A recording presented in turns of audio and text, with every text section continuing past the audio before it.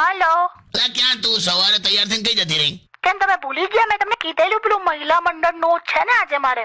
તું હજુ એની મેમ્બર છે નહીં? તો તમને શું આદત છે? શું કરો તમે લોકો?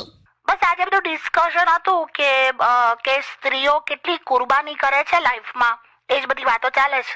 પુરુષ કરે એવું કઈ નહીં? તમે લોકો ચર્ચા કરતા શું કુરબાની? તમે શું કર્યું? ગઈકાલ નતું કર્યું મેં? શું કર્યું? આજના જમાનાની સૌથી મોટી કુરબાની કરી. શું? મારો ફોન ચાર્જિંગ માંથી કાઢીને તારો નતો લગાડ્યો. આવી ચરકટ જેવી કુરબાનીની વાતો નથી થતી અહીંયા. સરકટ કે છે મને? મોટી મોટી કુરબાનીની વાતો થાય છે.